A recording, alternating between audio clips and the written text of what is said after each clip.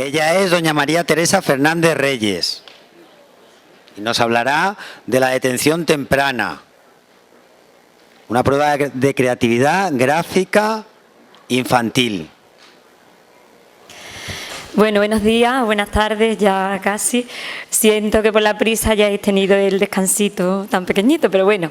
Antes que nada quiero agradecer también a la organización y al CEP, pues bueno, que contaran conmigo con un listón muy alto, porque claro, sustituir a la doctora Luz Pérez pues implica un nivel de expectativa que... ¿No se oye? Bueno. Bueno, entonces sí que es verdad que por otro lado para nosotros pues era una oportunidad también de ofreceros, ¿no? Y enseñaros un poco la forma de la que trabajamos habitualmente. Sabéis que nosotros estamos en el Centro Cádiz de Sevilla, que es un centro que trabaja sobre todo con alumnos de altas capacidades, pero es un centro que trabajamos a nivel de intervención extracurricular y extraescolar. ¿Qué ocurre? Que dentro de ese trabajo nosotros llevamos una parte importante y desde hace varios años ya de trabajos de investigación, porque entendemos que es un tema que hay muchísimas cosas por hacer y yo siempre animo a todas las personas que estén implicadas, interesadas en el tema, a que trabajen e investiguen, porque veis que hace falta. Hace falta materiales, hacen falta recursos, hace falta gente que esté implicada en el tema y que transmita también esa motivación por trabajar con los alumnos y alumnas de altas capacidades, igual que por todos los alumnos y alumnas, lógicamente. A mí me gusta mucho el cariz que está tomando la jornada en el sentido de que sí que es verdad que no estamos insistiendo ni en el tema de CI, o por lo menos estamos procurando no insistir en el tema de CI. También te queda la cosa de, por Dios, después de tantos años ya que llevamos con esto, todavía estamos con el 130, con el 120, ay no, percentiles, bueno, como decimos muchas veces, llámalo X. Al final lo que tenemos que hacer es detectar las habilidades, las potencialidades de nuestros niños y niñas. A nosotros no es por moda, pero el tema de las inteligencias múltiples, luego comentaremos muy brevemente porque entendemos que todos lo conocéis, es un tema que nos fascina y nos gusta mucho llevarlo a cabo en nuestro trabajo del día a día que hacemos con estos niños. No por nada, sino porque es una forma ideal de trabajar. Es decir, no centrar exclusivamente las actividades ni en un área, ni en una competencia, ni en un método, ni en una forma. Los niños tenemos que intentar aprovechar al máximo el potencial que tienen, sea el que sea. También hemos escuchado a lo largo de las jornadas hablar mucho del cambio en la metodología. Lógicamente eso es algo fundamental. Mover eso cuesta muchísimo trabajo, muchísima concienciación sobre esa forma y muchísima implicación. Al final la implicación la tenemos que tener en nuestro día a día, en nuestro trabajo. Pues bueno, vamos a ir viendo qué metodología es la que está dando actualmente mayores resultados, cuál es la forma mejor, ¿no?, de trabajar con los niños. Pues vamos a ir todos un poquito trabajando en esa línea que conseguiremos muchísimo. Cuando nosotros, como os decía antes, íbamos a venir de todas formas a las jornadas, tenemos un stand allí fuera en el hall, donde es la primera vez, porque la traemos calentita, la prueba de creatividad gráfica infantil. Hemos comentado en algunas jornadas que estábamos trabajando, estábamos investigando sobre ello, pero bueno, ya la tenemos en papel, publicada, editada, con lo cual para nosotros era una satisfacción enorme poder presentarla en unas jornadas de estas características. ¿Por qué empezamos hablando de la detección temprana? Porque a raíz de esa importancia de detectar a un niño desde que es pequeñito, pequeñita, es cuando surge nuestra labor de investigación en el terreno, en el campo de la creatividad. ¿Qué es la detección temprana? ¿O para qué sirve la detección temprana? Porque también es muy fácil y todos tenemos el mensaje de tenemos que detectar pronto, cuanto antes mejor.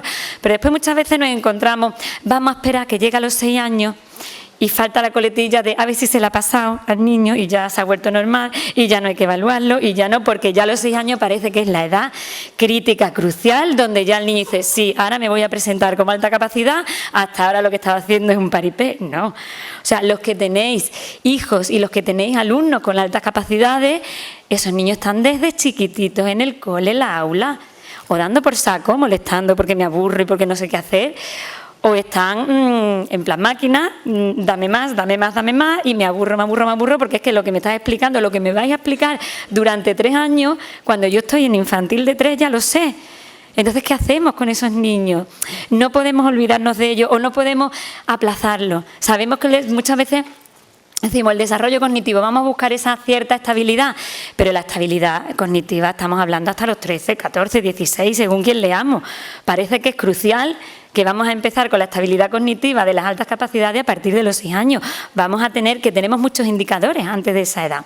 ¿Para qué sirve detectar temprano? Para conocer mejor a los niños, para el desarrollo integral del alumno desde chiquitito. Sabemos perfectamente cuántas veces hablamos de aspectos que no son tan cognitivos o no son tan medibles o no llegan a ser tan objetivos como unas habilidades, ¿no? Es decir, este niño tiene un genio desde chiquitito.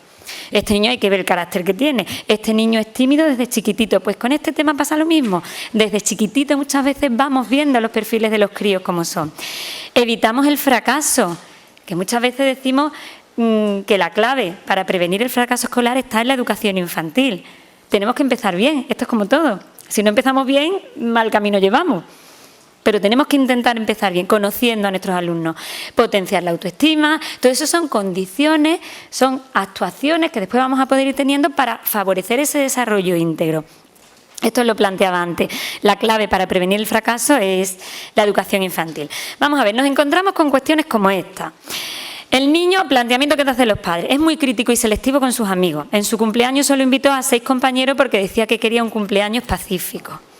Dice, cuando los niños quieren lo contrario, quieren el mogollón, las bolas, vamos a tirarnos las bolas y vienen a regañarnos al final porque no nos hemos tirado las bolas, nos hemos tirado la tarta además. Entonces, estos niños muchas veces, os digo ejemplos reales de comentarios, para que vayáis viendo pinceladas. Los padres piensan que no se siente integrado en su grupo porque este curso llegó a pedirle al profesor que lo castigase sin recreo porque nadie quería jugar con él. No quiero salir al recreo, ¿para qué? Yo ahí siempre insisto en que hay que hacer la diferencia.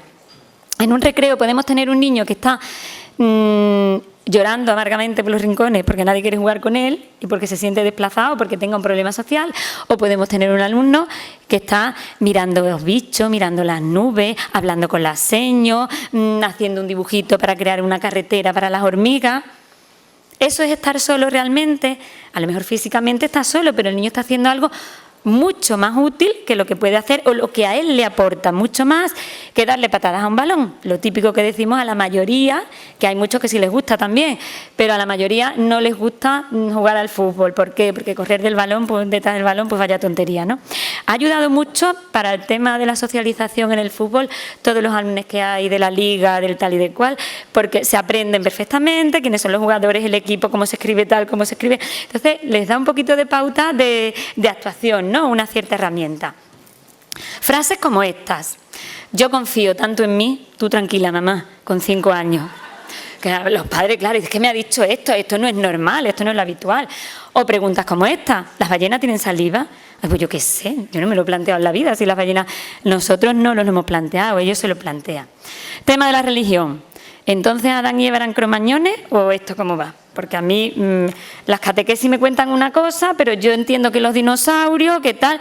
¿Dónde encajo Adán y Eva?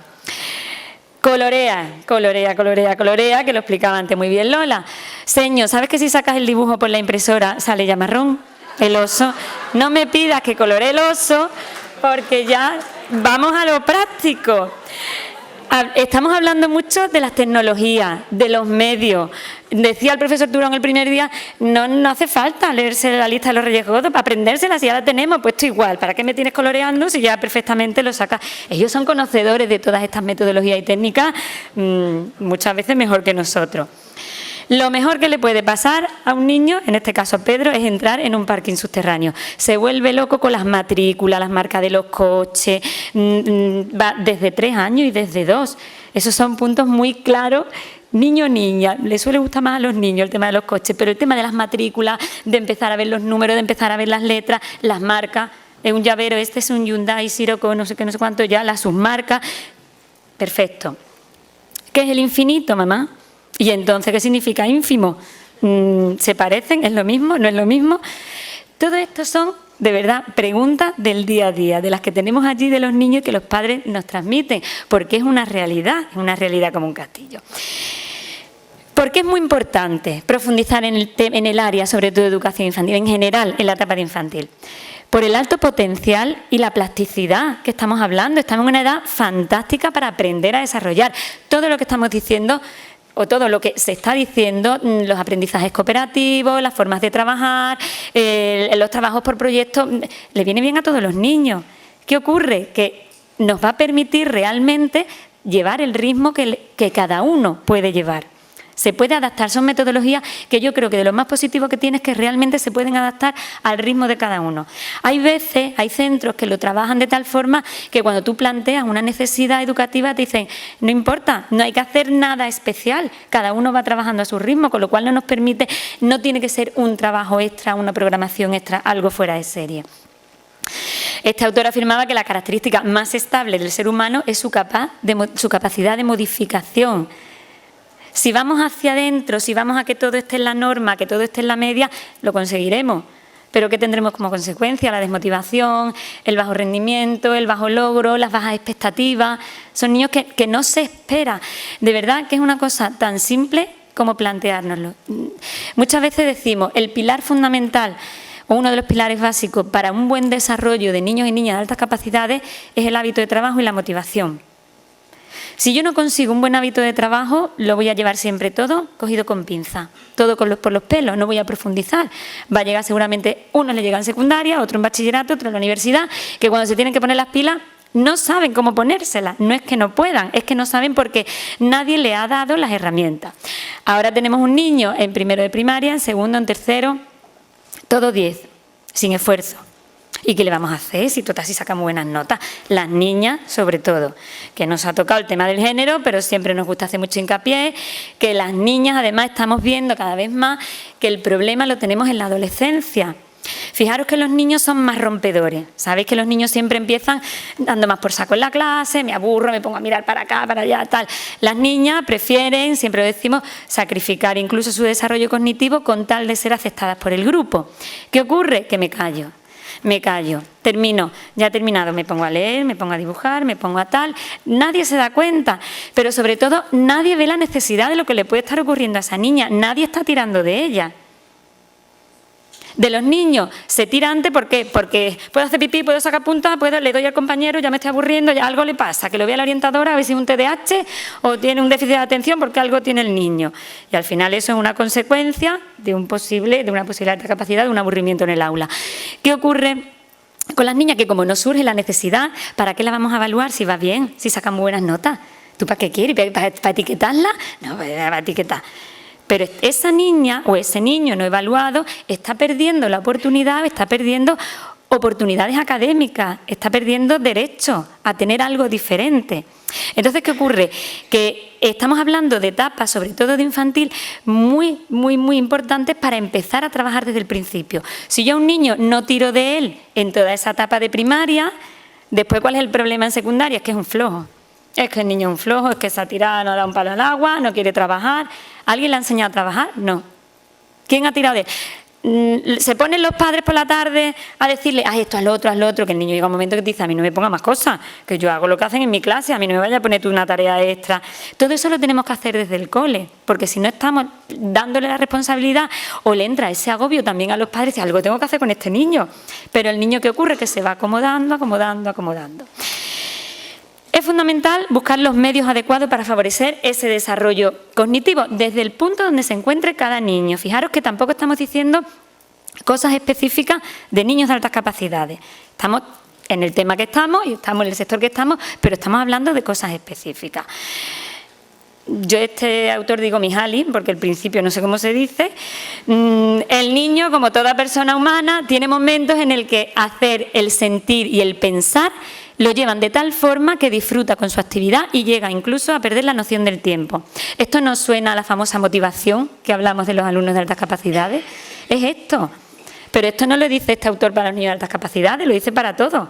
Un niño tiene que disfrutar con la actividad que está haciendo, un niño tiene que disfrutar con lo que se le esté planteando y a partir de ahí sacaremos mucho más provecho. También las estrategias que tenemos cada vez más a la mano de Eduard de Bono, del pensamiento lateral, de todo lo que es trabajar el pensamiento divergente, sea con los 6 sombreros o sea sin los 6 sombreros. Pero todas esas estrategias son estrategias muy prácticas que nos van a ayudar en el aula a ir dándole, ¿no? A fomentar sobre todo la creatividad.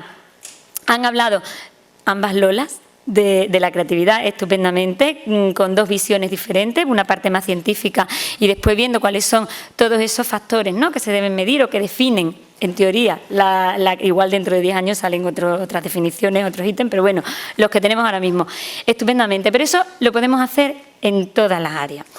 La educación infantil es un tiempo, además, ideal para fomentar este pensamiento creativo. ¿Qué nos ocurre muchas veces? Que el niño en infantil trabaja por proyectos, trabaja en grupitos, llega primero de primaria, cada uno a su mesa, cada uno a su sitio, todo separado, o como mucho en U, o como mucho perdemos los rincones, perdemos los proyectos, perdemos un montón de cosas. Vamos a aprovechar bien esa etapa de infantil, pero no se lo frenemos en el paso a primaria, porque entonces lo que era de una forma, ahora resulta que el niño ha madurado, se ha vuelto de un serio de repente.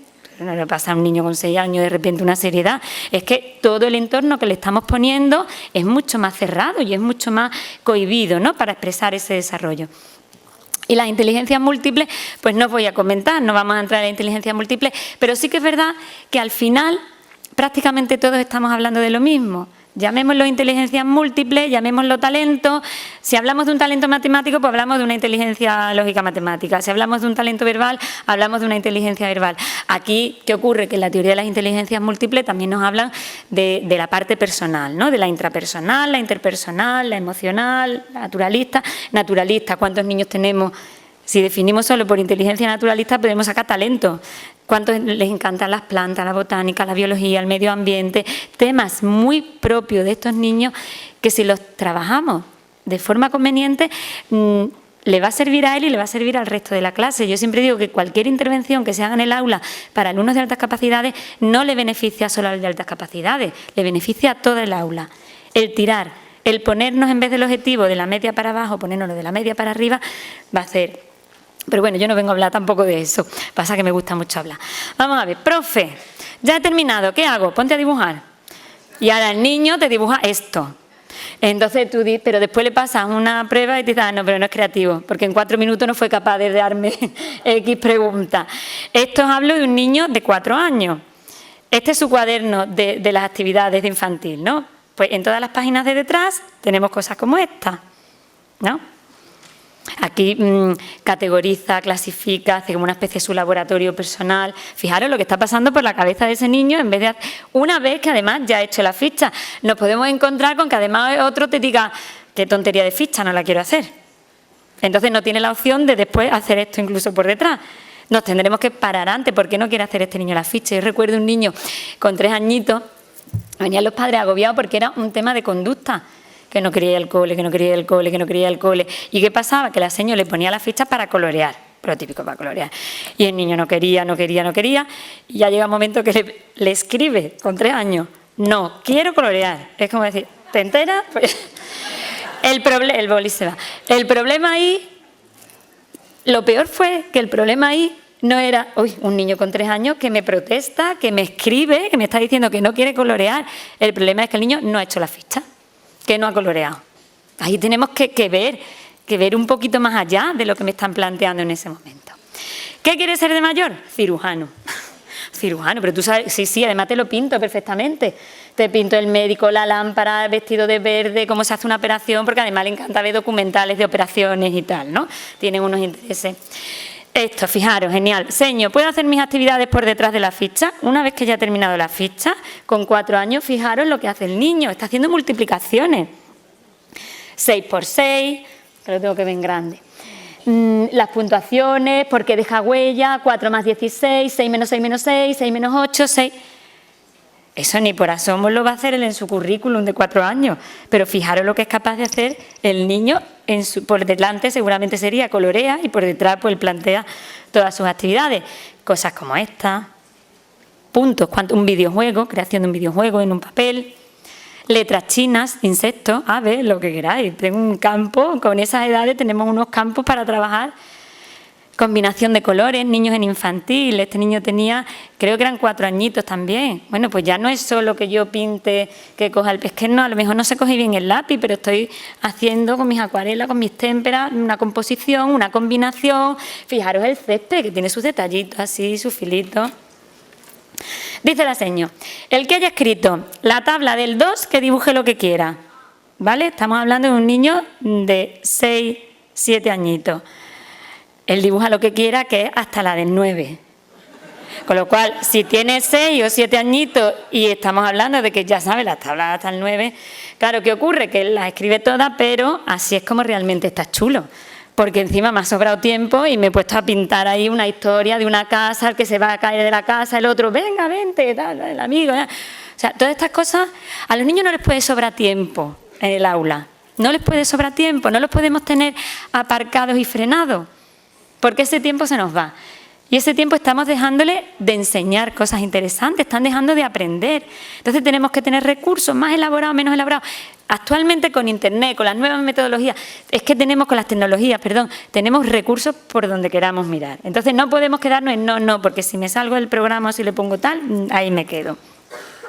Tema favorito, el fondo del mar, chan chan. Y un niño con 5 años te dibuja tiburones así, te dibuja el pez martillo dando la vuelta. Tiburones, ballenas, caballito de mar, perraya, incluso el submarinista y el cangrejo, ya aquí, ya era toda la cadena. ¿Qué ocurre? Por ejemplo, con cosas como esta, nosotros en el centro, pues ¿qué intentamos hacer? Intentamos hacer pequeños proyectitos. Nosotros somos un centro, nos dedicamos, ya os digo, a actividades extraescolares, ¿no? Y los niños vienen una vez a la semana. Pero eso nos permite... para empezar, tener mucha libertad a la hora de trabajar y hacerlo como creemos que lo tenemos que hacer. Y después llevar a cabo proyectos que lo tenéis en la mesa de fuera, lo tenéis, que lo podéis llevar, porque lo hemos traído para eso, para que lo llevéis y los veáis, cómo trabajamos. Al final, crear productos como estos. Teníamos tal producción y los niños estaban tan entusiasmados que decidimos crear el National Geocadis. Entonces vamos haciéndolo por temática, porque tenemos niños así, que les encantan los temas. Entonces, pues vamos a profundizar en el tema. Vamos a ver cuánto miden, dónde están, de Cousteau sabemos los tipos de submarinos, que lo tenemos aquí. Hay otro, La increíble vida de Jacques Cousteau. Pero ¿qué ocurre? Que todo esto, aquí aprendimos de tortuga, ni os cuento lo que aprendimos de tortuga. Las tortugas marinas, su ciclo vital, hay quien hizo poesía, hay quien hizo problemas, sus cómics, sus tipos de tortuga, aquí tenéis a los autores, ¿vale? Pero estos son cosas, claro, otra cosa importante, el resultado. Verá, que yo no os digo que lo hagáis de 1000 colores y de tal y cual, pero algo, que lo vean. Los niños lo que no pueden hacer tampoco es ver que trabajan, que se entusiasman y que eso se queda o en un cajón o, ¡oh, qué bien, ya terminó el trimestre, lo tiro todo! Y encima ve cómo lo partimos y cómo lo... Esto para ellos es fundamental, el que ellos vean, que se enteren quién es Cousteau, cómo son los submarinos, qué tipo de submarinos, cómo puedo dibujar tiburones, cómo puedo... Vamos a traer, lo que pasa es que no nos ha dado tiempo, pero esta tarde, para mañana lo tendréis ahí, que es el número 3, vamos por el número 3 nada más, porque esto es mucho trabajo después, porque tenemos una compañera fantástica, Carmen, que los maqueta y los pone en condiciones, pero de todo eso aprenden los niños. El tercero es de animales prehistóricos, que son temas que sabemos que les entusiasman, ¿no? Entonces, son pequeños proyectitos, pequeñas cositas que nosotros vamos haciendo en nuestro espacio, pero que se puede transmitir a otro centro perfectamente. Bueno, en educación infantil se puede trabajar el concepto de creatividad, pero sobre todo, no es que ahora digamos que es importante evaluar en infantil, sino que de siempre hemos tenido, os planteo, esta clasificación de Luz Pérez, de Pilar Domínguez y de Olga, que son características, son unas pautas, esto lo podéis encontrar en cualquier material, en internet, como unos indicadores básicos de los niños de altas capacidades de que tienen 2 añitos, ¿vale? Pues vais a ver características conductuales, de estímulo, afectiva, relación social, creativa. Esto podéis ir buscándolo en cualquier sitio. ¿Tenemos cuestionarios, tenemos escala, tenemos screening para esa etapa de infantil? Sí, los tenemos. Tenemos algunos cuestionarios, ahí os planteo uno que nosotros tenemos publicado, Desarrollo Psicoevolutivo, que ese cuestionario, de ahí no sale ninguna puntuación, lo que nos ayuda, sobre todo a los profesionales, para ver la precocidad que ha tenido el niño en ese desarrollo. Entonces se ven una serie de cuestiones muy básicas que nos abren los ojos muchísimo, ¿no? A la hora después de completar esa valoración que se haga. Cuestionario para la detección, de 3 a 8 años, el test de screening, unos pueden ser indicadores. Cuestionarios son indicadores, que a partir de ahí vamos evaluando, como los cuestionarios que se os dan a los papás y a los coles para evaluar, para empezar ese proceso que explicaba Manolo esta mañana. Test de screening, bueno, pues están ahí, las escalas Gates están ahí. Evaluación cognitiva, es que evaluar la capacidad cognitiva de un niño con esa edad, eso es un crimen. Bueno, pues a partir de los 6 años sí, ya no es un crimen y antes, ¿que puede cambiar? Sí, lo sabemos todos, pero lo que yo evalúe con 6 años también me puede cambiar a los 14. Entonces, llámalo X, volvemos a la X siempre. Pruebas cognitivas. Las matrices de Raven desde los 4 años, McCarthy desde 2 años y medio, los WISI desde los 2 años y medio, el VAS desde los 2 y medio, el RIAS desde los 3 añitos, el Kaufman desde los 4, los IGF. Tenemos muchas pruebas para evaluar las habilidades, las actitudes de los niños. Pruebas de actitudes también, los BADI, tenemos en infantil en la EI, después igual que hablamos de los EFAI o de los BADI superiores, los tenemos también para la etapa de infantil. ¿Por qué no vamos a evaluar? Yo sí que, verá, cuando nosotros hacemos las valoraciones y los informes de los niños pequeñitos, tenemos que tener en cuenta ese matiz de la precocidad, ¿vale? Pero bueno, si yo tengo un niño que con 3 años o con 4 tengo unas puntuaciones que se me suben muy por encima de la media, ¿lo puedo llamar superdotado? No lo puedo llamar. Mamá, es la primera, que un niño con 3 años, decirle, es un talento simple matemático. Tú dices, sí, pobre, no ha aprendido todavía, a lo mejor sabe sumar, restar, pero no me hace ecuaciones ni nada. Es un talento complejo académico, con 4 años. Me cuesta. Pero llámalo X. Lo que tengo claro es que tengo una capacidad en un área, en 7 o en 3, muy por encima de lo que le corresponde. Algo tengo que hacer con ese niño. No lo puedo dejar a ver si se le pasa o a ver si se vuelve normal. Yo digo, normales son, los niños no son... porque muchas veces, esto para los papás, vais con un poco el complejo de, ay, por Dios, hubiera preferido que mi hijo hubiera sido normal. El niño es normal, o la niña es normal. Lo que pasa es que tiene unas características, igual que el que tiene gafas, igual que el que tiene tal, tiene unas características diferentes. Pues todas esas características, cuanto antes las conozcamos, antes podemos empezar a intervenir. ¿Cuántos de vuestros hijos están ya con 14, con 15, con 16 y lo estáis viendo desde chiquitito? Yo sabía que algo tenía, yo sabía que tal. El miedo, muchas veces los papás, es que voy a ir al colegio y voy a decir que me lo evalúen, eso es diario. Van a decir que, claro, como yo soy la madre, pues que mi niño es muy listo, o como yo soy el padre, que mi niño es muy listo. Ese miedo también nos lo tenemos que quitar, porque yo creo que después los padres de altas capacidades son los más prudentes del mundo. Por el miedo a que vayan a decir que son muy listos, que hay que ver que se creen que sus hijos son muy listos, limitamos muchas veces, o incluso las valoraciones privadas. ¿Por qué se hace muchas veces? Pues antes de ir al cole y montar y decir y qué tal, voy ya con algo que me diga, sí, efectivamente, tengo la certeza de que el niño es de alta capacidad. Por favor, profundizar, nivel de competencia curricular, todas esas son cuestiones que le corresponden al colegio, lógicamente, y a partir de ahí hay que seguir insistiendo, ¿no? Y bien, el nivel de competencia curricular, vamos a olvidarnos de todo lo cognitivo. El que hacía antes la ficha por detrás del colorear, con las tablas, con tal, y sabe leer y sabe escribir, ¿lo tiene superado o no lo tiene superado? ¿Qué ocurre con la creatividad? Hemos visto que realmente para evaluar el tema en el que estamos, las altas capacidades, tenemos prueba para todo en infantil. ¿Qué pasa con la creatividad? Que la creatividad no tenemos. Claro, nosotros cuando evaluamos nos encontramos con ese sesgo. Bueno, y la creatividad, ¿qué hacemos nosotros? ¿Qué hacíamos hasta ahora? Le pasamos pruebas, las que hay, el TCI, el CREA, TCI CREA, sobre todo si son infantil, un PIC no se nos ocurre lógicamente, porque después también hay que ser coherente con las pruebas.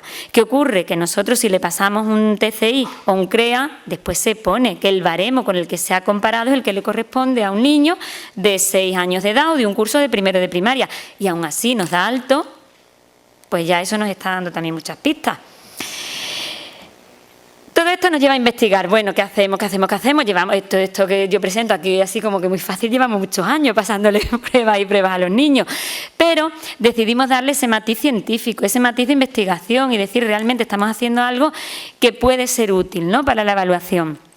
Y nos lleva a crear la prueba de creatividad gráfica infantil, que está realizada por Carmen Carmona, que la tenéis allí al fondo sentadita. Levanta la mano, Carmen, por si te quieren preguntar algo luego. Ya la he levantado y la he bajado. Ya que Carmen y yo, bueno, y sobre todo con el equipo, ¿no?, del Centro Cádiz, que pues bueno, es un equipo implicadísimo en todo, no en hacer una prueba de creatividad, sino en el trabajo que tenemos día a día. Verá, para hacer esto hemos tenido que hacer otra cosa antes, y es crear una editorial, porque estamos convencidos de que tenemos muchísimos materiales que podemos ir sacando y son recursos, instrumentos que se pueden ir utilizando, y sobre todo para que se aproveche, que el de alta capacidad y el que no tenga alta capacidad, para todo, volvemos a lo de siempre. Vamos a ver, ¿qué es lo peor que puede pasar? Que el niño diga, no me gusta, esto es muy difícil, pero el que pueda, que tire hasta donde llegue. ¿En qué consiste? Bueno, ahí tenéis un poco la ficha, que fuera tenéis también unos folletitos donde la ficha, la regla, igual tenéis lo mismo. Hemos evaluado, la prueba está hecha para alumnos de 4 y 5 añitos, segundo y tercero de educación infantil y primero y segundo de primaria. La duración es de 30 minutos aproximadamente, tampoco tenemos que ser estrictos por lo que decíamos antes. Si un niño está en plena creación y desarrollo, no le voy a decir que te quedan 2 minutos, venga rápido. No, tú lo dejas que termine tranquilamente. La finalidad, detectar y medir la potencialidad creativa en niños. Y los baremos están en percentiles, ¿vale? Esta sería la prueba. La prueba es súper sencilla. La prueba es esta página que veis aquí, esto es que es un paquete entero, ¿no? Aquí delante se ponen los datos del niño y aquí detrás está la prueba. ¿Cómo hemos construido esta prueba? Esta prueba no es vamos a hacer esto y ya está. La prueba piloto, pasamos varios modelos de esa línea que veis ahí, hemos practicado mucho, hemos hecho varios modelos antes para llegar a una conclusión final y quedarnos con un modelo específico. Entonces, la prueba piloto se pasa en 2 colegios, ¿no? Con una muestra total de 284 alumnos. En segundo de infantil, en tercero de infantil, bueno, ahí tenéis datos numéricos, que todos esos datos lo podéis ver también en el manual, ¿vale? Pero estos son los 3 modelos de los que partimos, los 3 modelos que se utilizan en la prueba piloto. ¿Qué hicimos de estos 3 modelos? Pues después nos fuimos quedando con los que veíamos que daban sobre todo más juego, más flexibilidad, que los niños daban pie a tener una creatividad más elevada, ¿no? A tener una fluidez más elevada. Entonces, con estos modelos, pues nos fuimos encontrando cosas como estas, ¿no? Fijaros, qué curioso, porque es que no hay ni una que tenga desperdicio. Fijaros esta, por favor. A algunos la prueba es muy fácil, se le plantea que es una línea que tienen que intentar completarla como ellos quieran, ¿no? De la mejor manera. Tú le puedes decir, es un muro, imagínate que qué hay detrás del muro, ¿no? Eso les encanta también a los niños. Nosotros, aparte de toda la muestra que hemos utilizado en la prueba, tenemos muchísimos materiales recogidos, ¿no? Que después nos ayuda mucho a seguir todavía perfeccionando un poquito, ¿no? Cosas como estas, como estas. A simple vista muchas veces se ve el que tiene más creatividad, el que tiene menos, el que profundiza más, el que profundiza menos, el que colorea no colorea, pero aquí están interactuando los 4 elementos, si os dais cuenta. Un submarino, el fondo del mar, el tiburón, aquí hay una historia. Estos son ejemplos de todos, ¿no? Y entonces, de todos esos ejemplos, todos esos materiales que estuvimos trabajando, pues obtuvimos este modelo definitivo de la prueba. Nos quedamos con él. Este modelo definitivo ahora se le vuelve a pasar a otro montón de alumnos. En total, 864 alumnos. Tenemos muchos más alumnos pasados, pero nos quedamos con la prueba porque esta prueba está distribuida en colegios. Entonces, dentro de los colegios le hemos pasado a todo tipo de colegios. Centros públicos, centros privados, centros concertados, centros urbanos de Sevilla, centros que están en los pueblos. También hemos intentado coger una muestra lo más representativa posible, ¿no? Como veis, un número muy, muy elevado de sujetos. ¿Cuáles son las variables? Pues después de hacer también, profundizar, investigar, estudiar en todas las variables que suelen medir las pruebas de creatividad y que entendemos que son, que Lola nos ha apuntado antes muchas de ellas, nos quedamos con estas 5. La originalidad, que es la singularidad en la realización de cada dibujo novedoso, sorprendente y poco usual a partir del estímulo que el niño recibe. La interacción, cuando relaciona varios dibujos. La elaboración, el grado de acabado, definición y desarrollo y detalle de los dibujos. Atención a las instrucciones, porque tú lo puedes explicar y está el que hace lo que le da la gana. Ha hecho aquello, con lo cual tu instrucción no la ha entendido en absoluto o no la ha querido entender. Y los títulos y explicación del dibujo. ¿Qué ocurre? Cuando estamos hablando de niños de infantil, lógicamente a lo mejor hay algunos que no te lo van a escribir. Los hay que te lo escriben, ya te están dando datos también. Los hay que no te lo escriben, pero tú se lo preguntas. ¿Esto qué es? Tal, tal y tal. O esto, y tú lo vas apuntando al lápiz. Que eso no supone que lo tenga que escribir necesariamente. Sí que te den un título o que te lo expliquen. Porque está el que te dice, no lo sé, un dibujo, eso no es un título. Pero los hay. O sea, en estos campos cuando evaluamos nos encontramos absolutamente de todo, ¿no? La fiabilidad de la prueba, la precisión con la que la prueba mide el constructo de creatividad, siendo la valoración final del test independiente del evaluador. Todos esos aspectos que tienen que tener una prueba de evaluación los hemos tenido en cuenta y los hemos aplicado.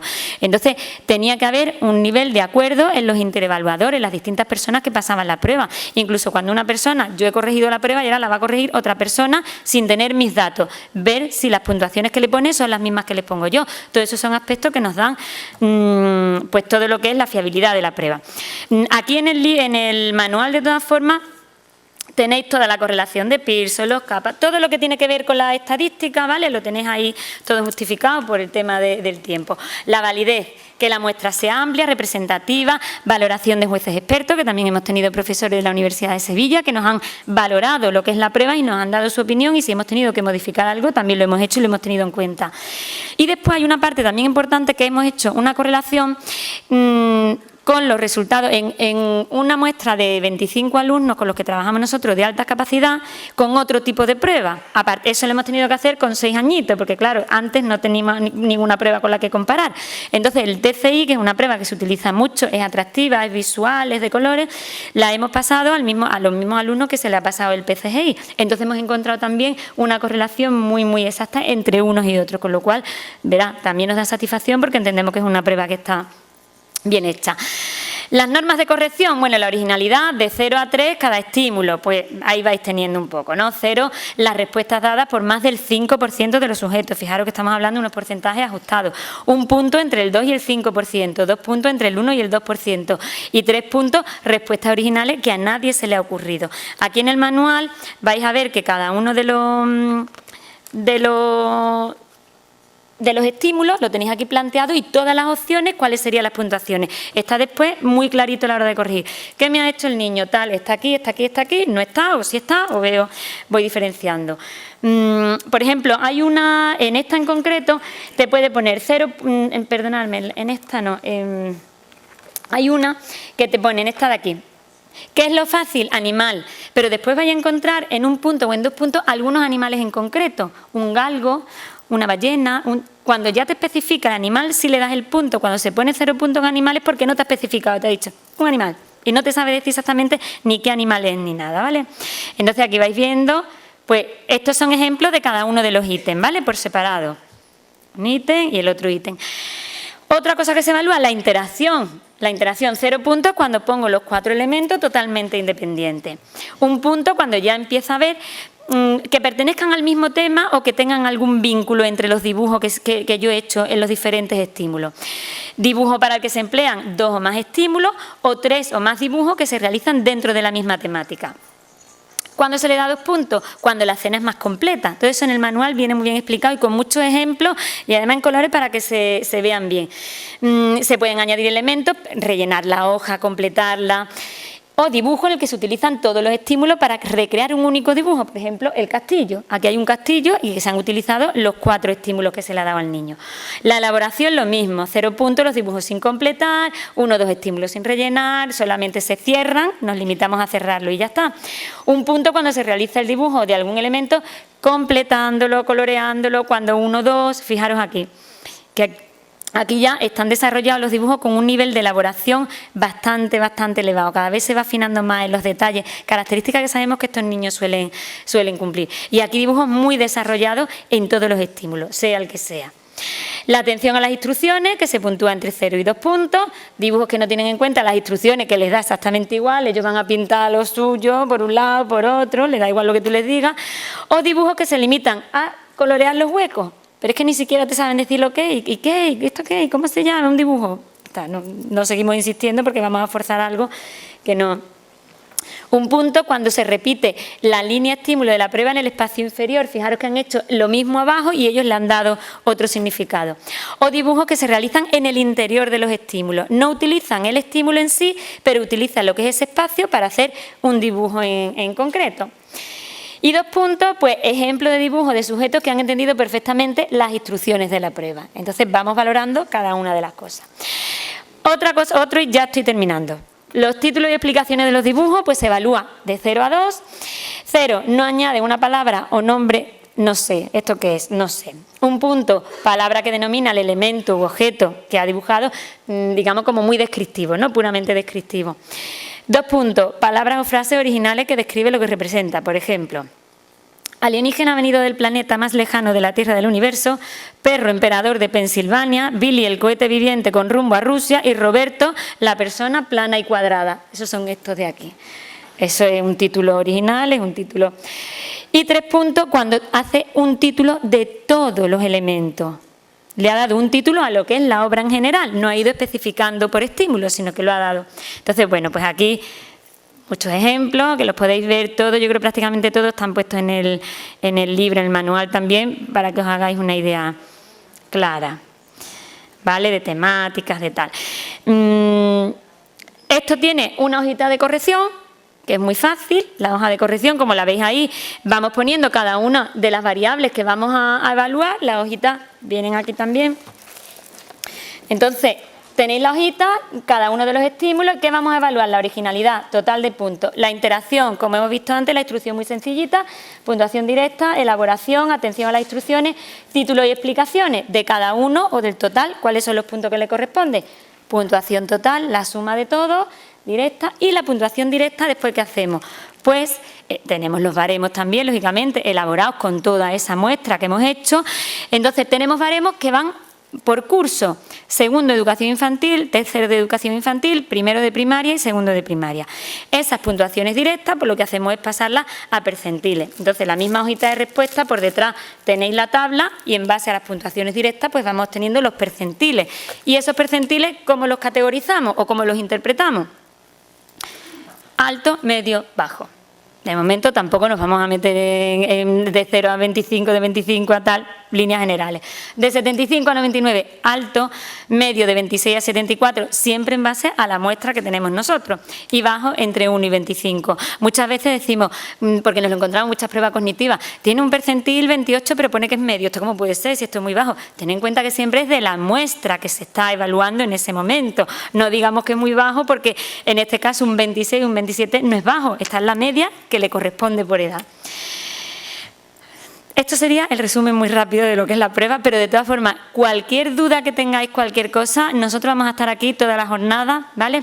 Y sobre todo lo que os queremos transmitir, creo que en esta frase larga lo transmite: las bases de un aprendizaje se sustentan siempre en todos aquellos que, amando la educación y preocupados por optimizarla, desde su conocimiento de la realidad, han estudiado, han investigado, han escrito sus conclusiones, abriendo caminos durante muchos años a fin de poder optimizar el aprendizaje de cada alumno en cada momento. Yo os animo que lo que hagáis, como decía Manolo esta mañana, lo que habéis hecho bien, mandárselo. Todas las prácticas, las buenas prácticas, las cosas que se vayan dando y vayan dando buenos resultados, comunicarla, ofrecerla. Nosotros lo que hemos hecho con la prueba es, la podíamos haber dejado allí, que bien, una prueba interna y ya está, y que bien, lo hemos hecho. Creo que son cositas que poquito a poco pueden ir aportando entre todos a tener, sobre todo a tener un perfil educativo, ofrecerle a nuestros alumnos pues una mayor calidad educativa. A vuestra disposición para lo que necesitéis, estamos fuera o dentro o donde queráis. Muchas gracias.